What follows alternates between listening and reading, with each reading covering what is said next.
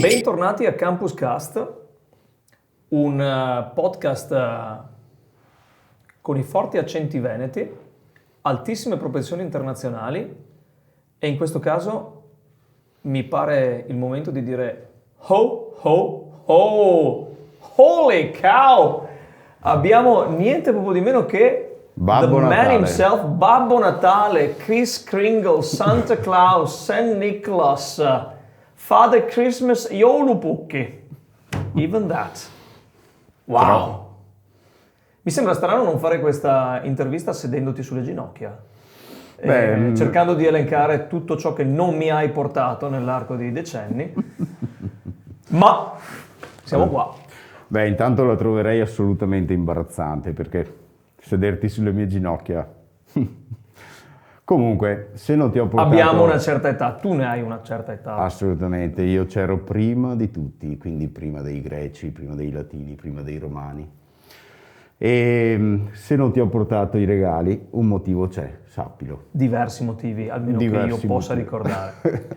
Doverosa un'introduzione. Il nostro ospite di oggi è davvero speciale, un personaggio che tutti conosciamo fin dall'infanzia, ma che forse non conosciamo abbastanza come persona.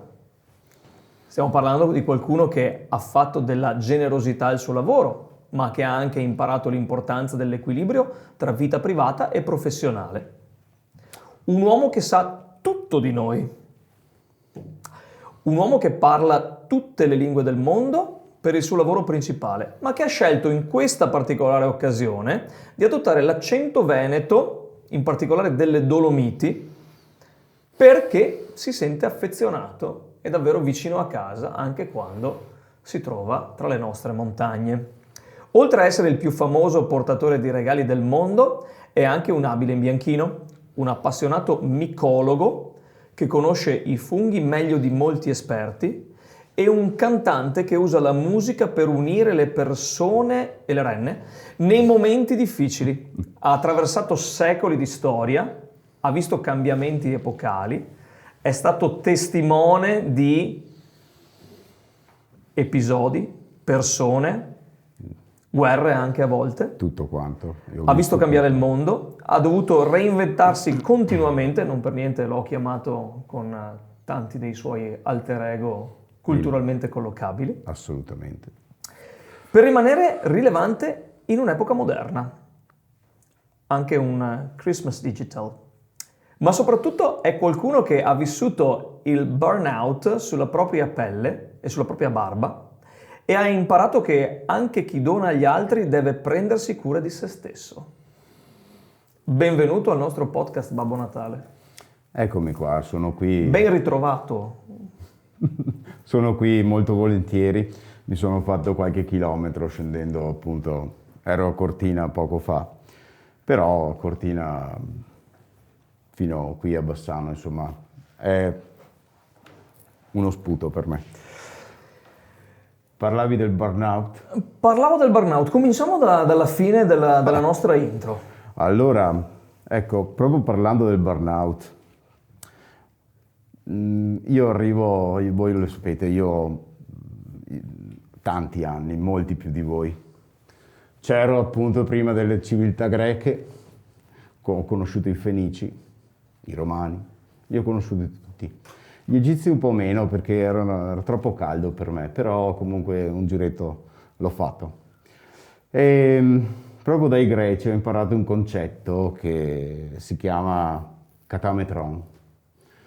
Quindi lì ho capito quanto è importante cominciare a studiare le lingue, perché anche anticamente non andavi da nessuna parte se non sapevi un po' di greco, un po' di latino e tutti gli altri idiomi che necessitavano per girare il Mediterraneo, e poi l'Oriente, l'Africa e tutti gli altri paesi. I greci mi hanno insegnato proprio questa cosa, perché io ero già stressato allora e pensavo solo a lavorare, a consegnare, eccetera. E a un certo punto questi mi hanno detto kata metron. E kata metron vuol dire secondo misura, quindi vuol dire che bisogna vivere in equilibrio. Quindi sì, c'è tempo per il lavoro, ma bisogna avere tempo anche per tutte le altre passioni E lo dice per il uno, riposo. e lo dice uno che qualcuno reclamerebbe lavora una notte all'anno. Assolutamente no.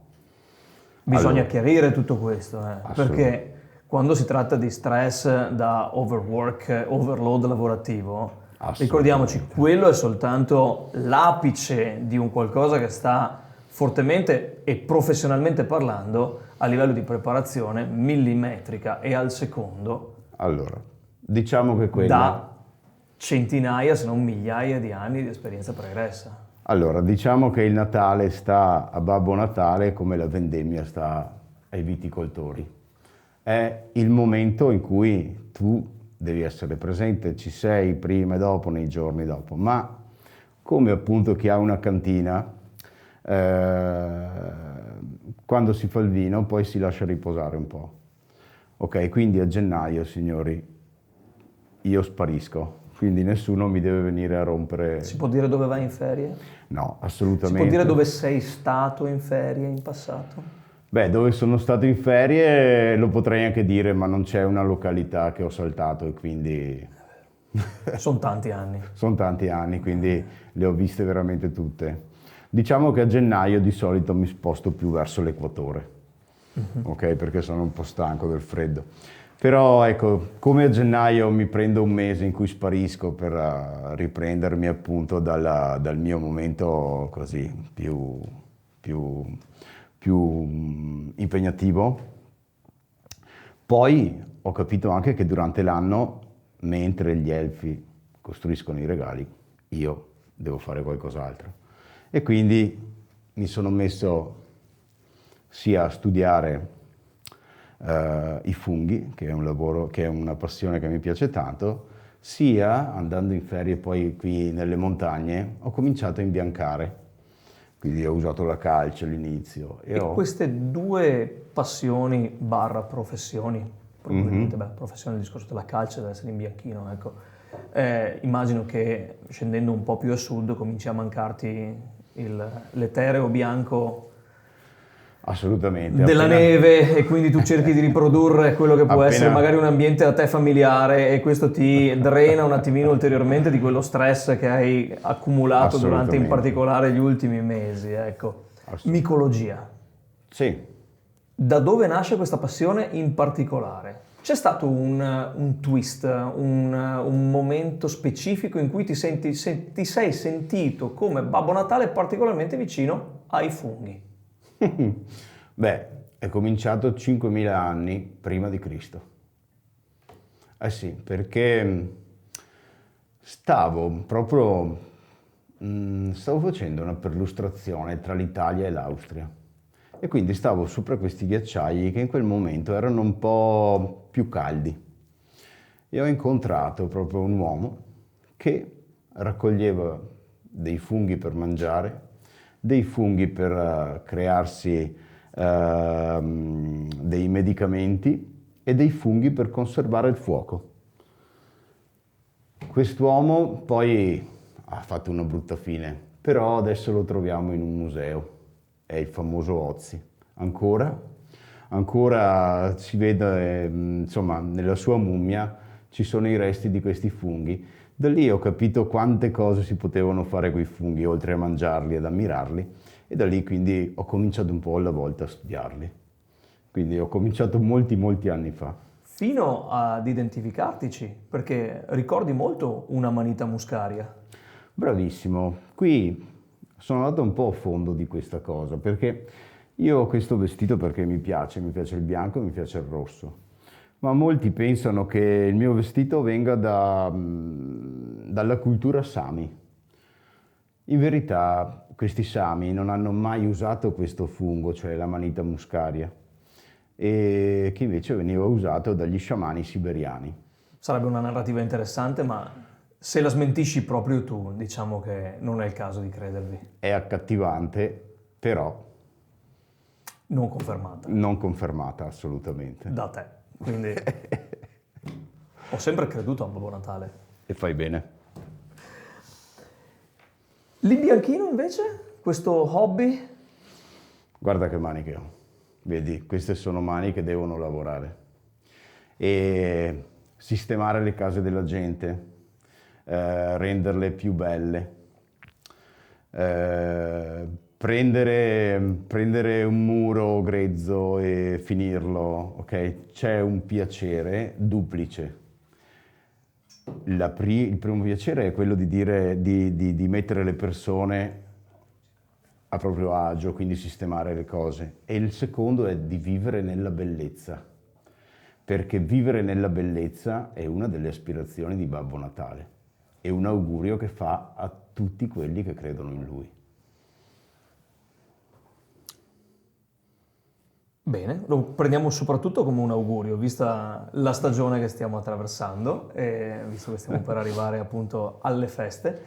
Tra l'altro ti ringrazio tantissimo perché sei riuscito a scavare questa oretta in cui ci chiacchieri di te stesso durante il periodo più busy del tuo anno.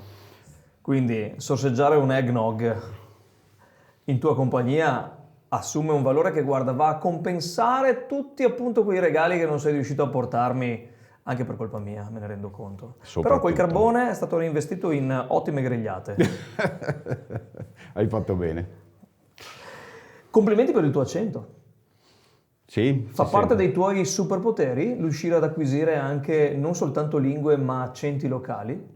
Allora, quando ho cominciato questo, anzi non posso neanche dire questo lavoro, perché portare regali e cercare di portare piacere nelle persone è una vocazione. Quindi ho cominciato per vocazione, poi tutto è venuto da sé. Però mentre giravo il mondo ho capito, non capivo i cartelli e quindi sbagliavo. Quindi pensavo di andare da una parte e non sapendo le lingue andavo da un'altra. E quindi ho imparato un po' alla volta tutte le lingue del mondo per questo motivo, perché dovevo riuscire a raccapezzarmi. A dare la precedenza in tutte le lingue del mondo. A dare la precedenza in tutte le lingue del mondo. Anche perché se ti ritrovi con sta slitta, quante sono? 6, 8, 12? A seconda del carico? Sì, ho sempre Rudolf davanti e poi o 6, esatto. Buon gustaio. Rudolf davanti. Comunque sì, di solito ne tengo 6. 6, ok. Sì. Hai fatto tante esperienze. Beh. Hai fatto tante esperienze. Ne hai viste di ogni, ok. Esatto. Di te si potrebbe sicuramente dire che sei professionalmente un investimento a lungo termine. Più di un bot.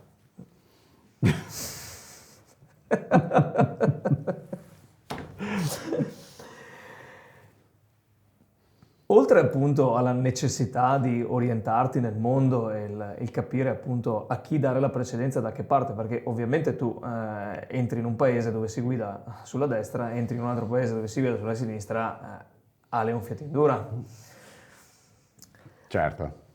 Ma che gioia hai provato nel riuscire appunto a integrarti in così tante diverse culture e all'essere riconosciuto e apprezzato e amato non soltanto dai bambini, perché l'essere in attesa di Babbo Natale la mattina del 25 dicembre o la sera del 24 per alcune culture, appunto. Sì.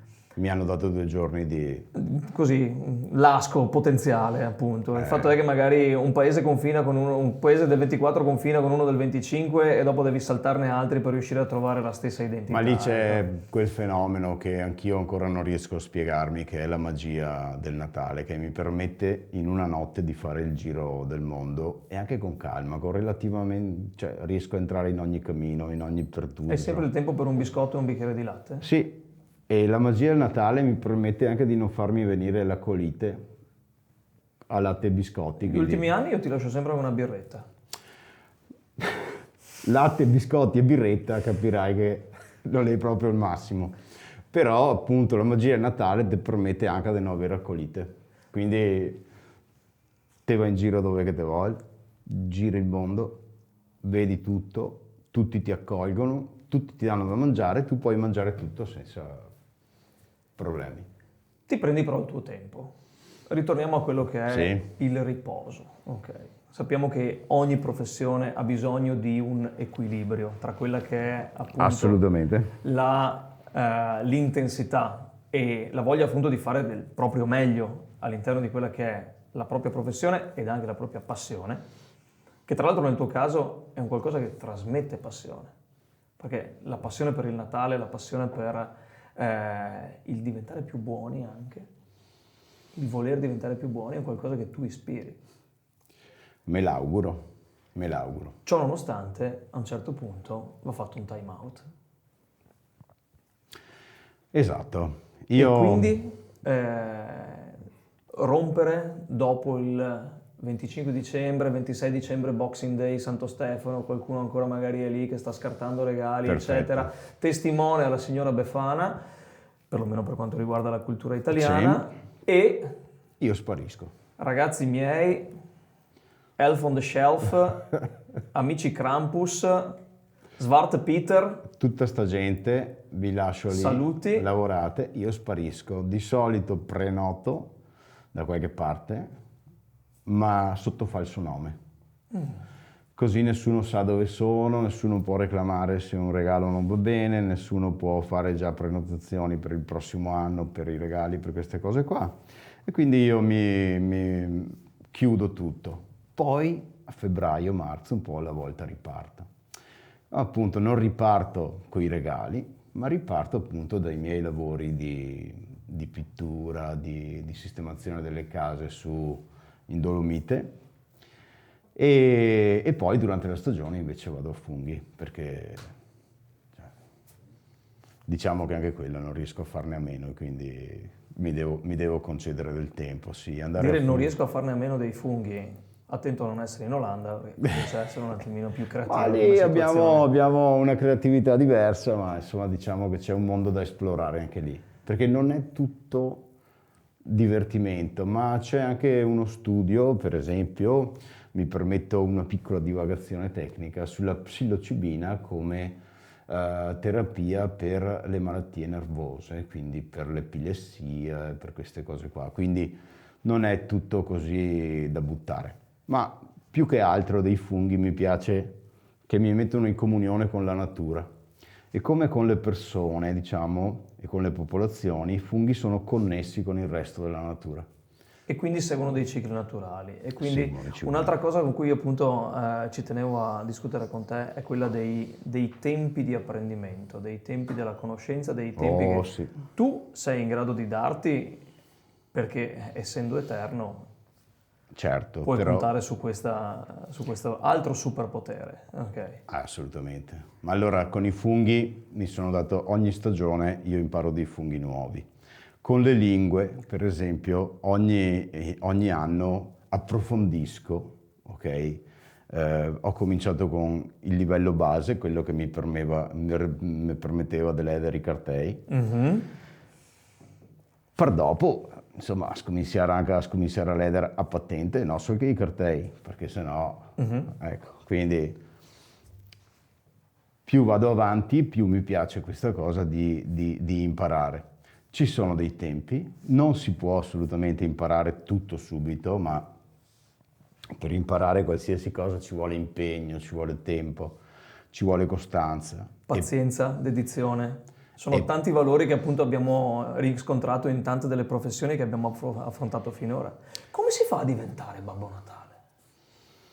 Non si può.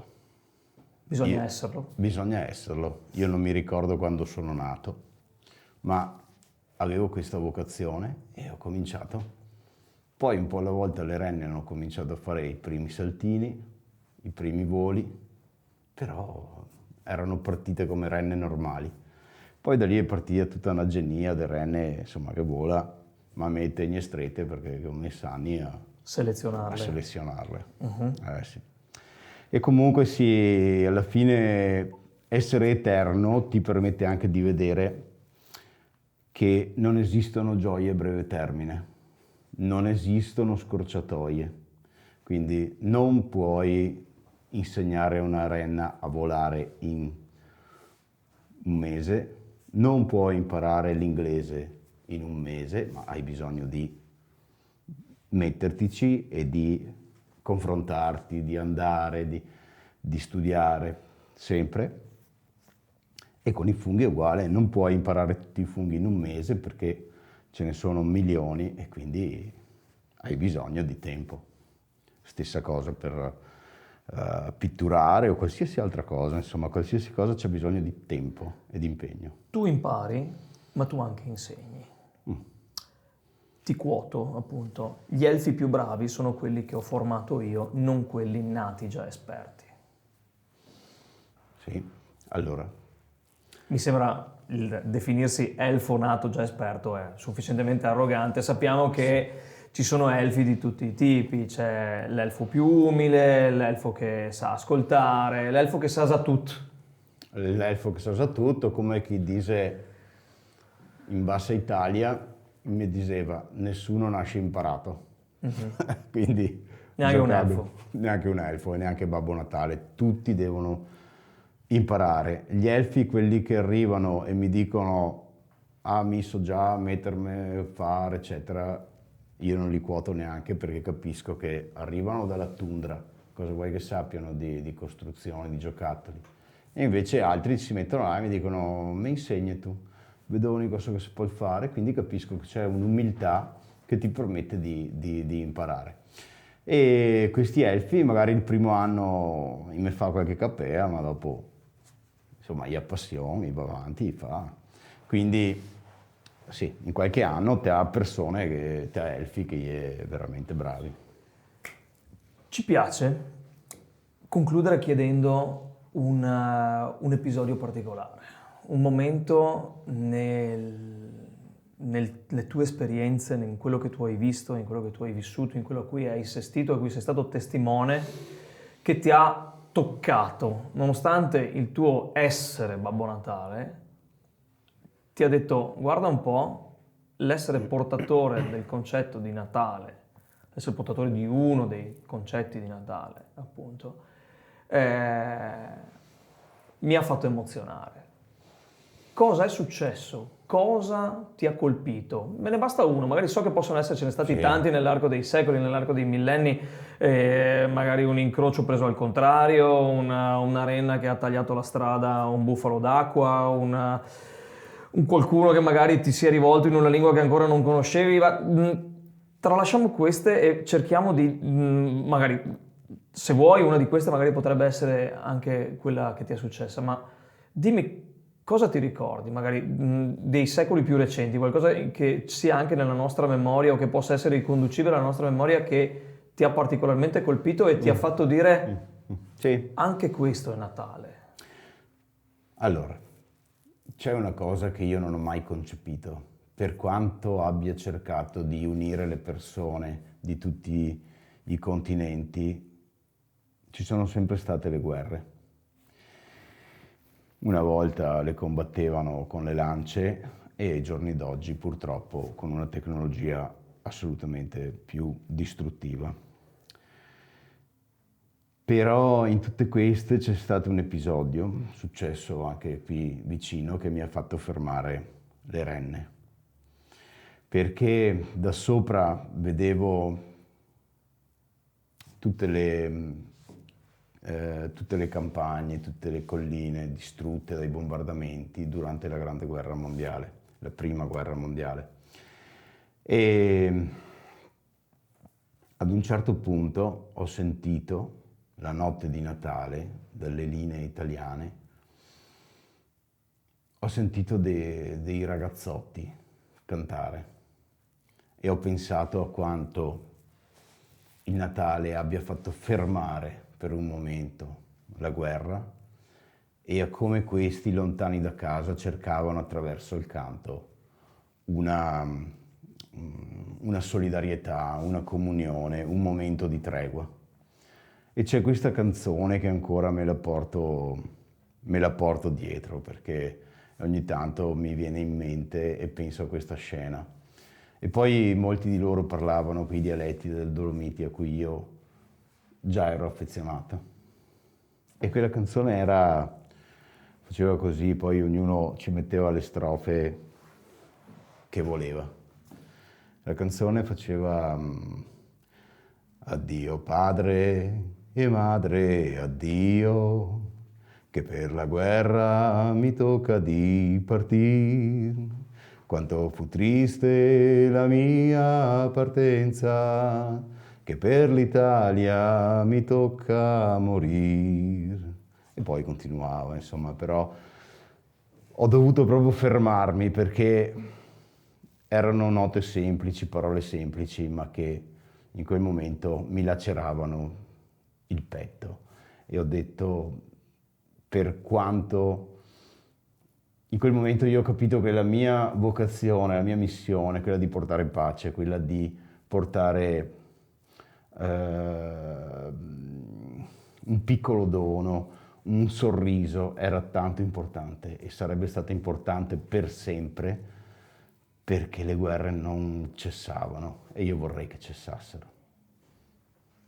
Su questo messaggio di appello anche alla pace, io saluto tutti voi che ci seguite da casa anche in questo periodo di festività.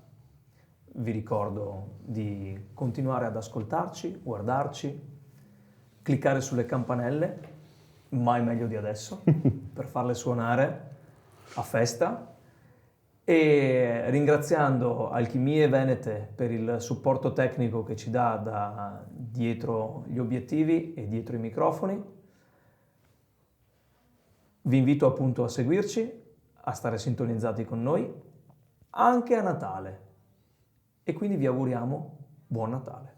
E buon Natale anche a te, Babbo Natale. Buon Natale a tutti. Buon Natale da Babbo Natale mi sembra la cosa più Bella. più natalizia che c'è. Grazie. Grazie a te. Oh oh oh. Oh, oh, oh.